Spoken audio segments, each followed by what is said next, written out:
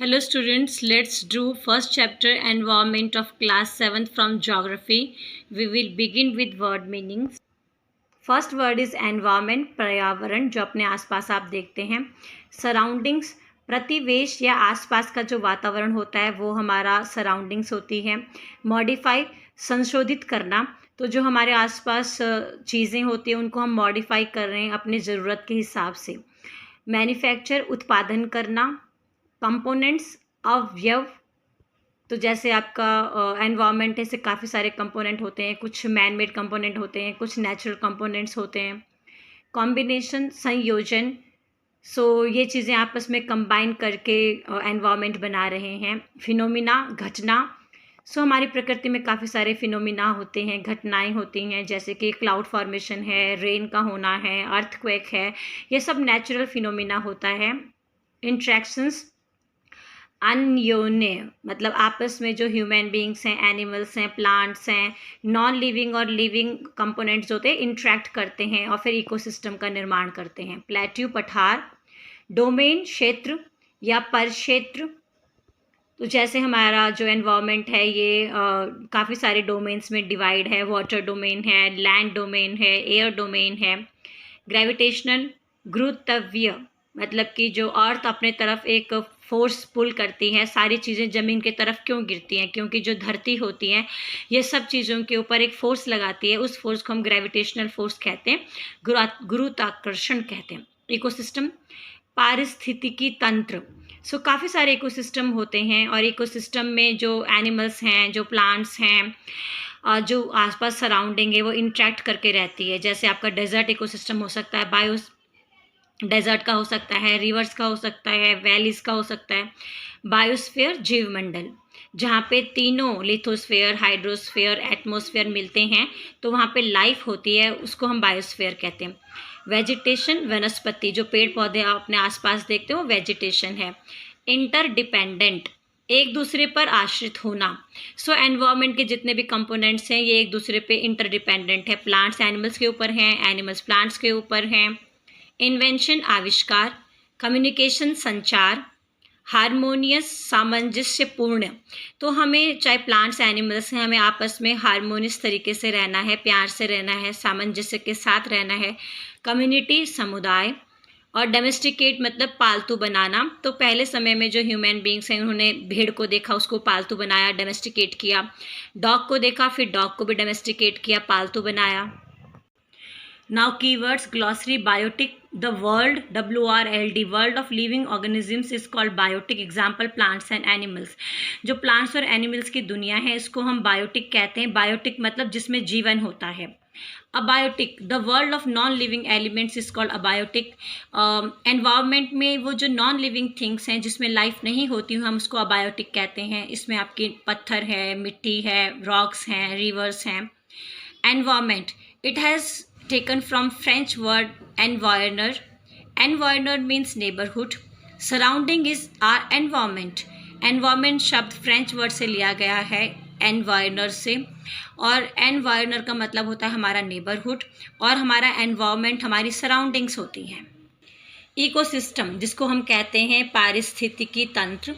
It is interaction of living organisms with each other, physical factor and chemical factor of the environment. किसी भी जगह में जो animals हैं, जो प्लांट्स हैं वहाँ पे या नदियाँ हैं, ये आपस में जब मिलजुल कर रहते हैं तो एक इकोसिस्टम का निर्माण करते हैं. Barter system, it is a trade in which goods are exchange without use of money. पहले समय में बार्टर सिस्टम होता था, लोग वस्तुओं का आदान प्रदान करते थे, पैसा नहीं होता था तब.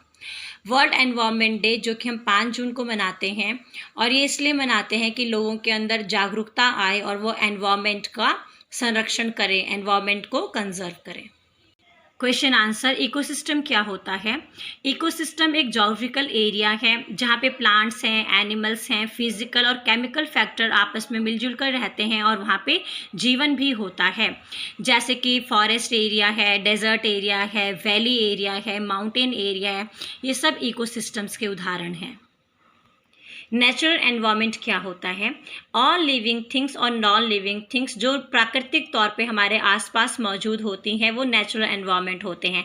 जैसे आप अपने आसपास नदी देखते हो, झरने देखते हो, तालाब देखते हो, पर्वत देखते हो, पहाड़ देखते हो, ये सब हमारे नेचुरल एनवायरनमेंट होता है। कंपोनेंट्स ऑफ एनवायरनमेंट, एनवायरनमेंट किन किन चीज़ों से मिलके बनता है? कंपोनेंट्स ऑफ एनवायरनमेंट है लिथोस्फेयर, हाइड्रोस्फेयर, एटमॉस्फेयर और बायोस्फेयर।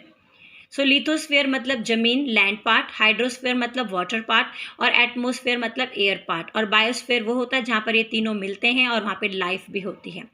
ह्यूमन मेड एनवायरनमेंट के एग्जांपल दीजिए तो बिल्डिंग्स हैं, रोड्स हैं, ब्रिजेस हैं, मीनारें हैं, इमारतें हैं, हॉल है, पार्क है, ये सब ह्यूमन मेड है, मानव ने ये बनाया है।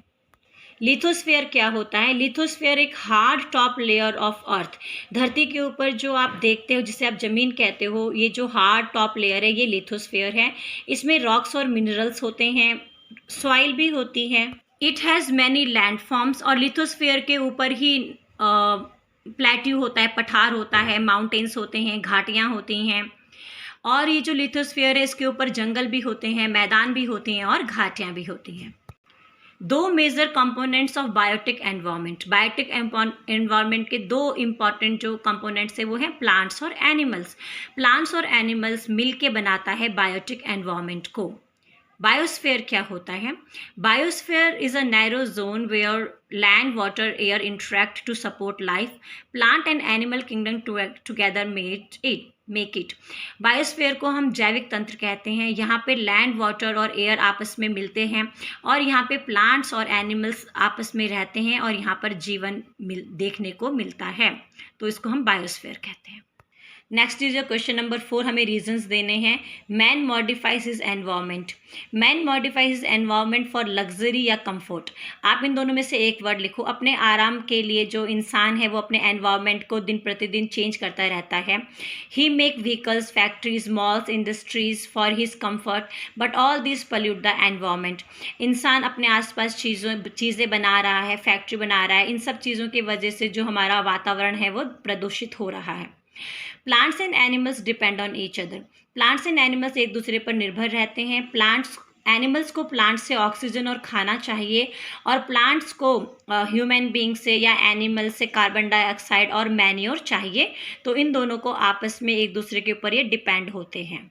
सो जो ये प्लांट्स एनिमल्स हैं ये एक दूसरे पर डिपेंड होते हैं, ये एक दूसरे के बगैर नहीं रह सकते, इनको जीवित रहने के लिए एक दूसरे की मदद की आवश्यकता है।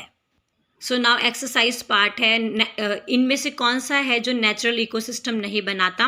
डेजर्ट प्राकृतिक रूप में होते हैं, फॉरेस्ट भी प्राकृतिक रूप में होते हैं, लेकिन एक्वेरियम जो है ये मैन मेड है। ऐसा कौन सा कंपोनेंट है जो ह्यूमन एनवायरनमेंट नहीं है? सो ह्यूमन एनवायरनमेंट में कम्युनिटी होती है, समुदाय होता है, रिलीजन होता है, धर्म होता है, लेकिन लैंड नहीं होता। जो लैंड है ये आपका नेचुरल एनवायरनमेंट है। ह्यूमन मेड एनवायरनमेंट इसमें से क्या है? माउंटेन तो नेचुरल एनवायरनमेंट है, समुद्र भी नेचुरल एनवायरनमेंट, लेकिन जो रोड है ये ह्यूमन मेड एनवायरनमेंट है, इसको ह्यूमन बीइंग बनाते हैं। हमारे एनवायरनमेंट के लिए कौन सा खतरा है? प्लांट उगाना तो खतरा नहीं है, फसल उगाना भी खतरा नहीं है, लेकिन जो हमारी जनसंख्या बढ़ रही है, बी पॉइंट, ये हमारे लिए खतरा है। ये आपको मैच इट करना है। बायोस्फेयर को आप मैच कीजिएगा। Narrow zone where land and water air interact, और यहीं पर जो है ऑर्गेनिजम्स का और सराउंडिंग्स का आपस में रिलेशन भी होता है। एटमॉस्फेयर है जो कि ब्लैंकेट ऑफ एयर है जो कि अर्थ को सराउंड करती है, a thin layer of air surrounding the earth. Hydrosphere होता है डोमेन ऑफ वाटर, जितना भी पानी वाला भाग है अर्थ का उसको आप हाइड्रोस्फेयर कहते हैं। एनवायरनमेंट होता है हमारी सराउंडिंग्स, हमारा जो आसपास का वातावरण है वही हमारा एनवायरनमेंट है। So this way you do this chapter. I hope you have liked it. Thank you.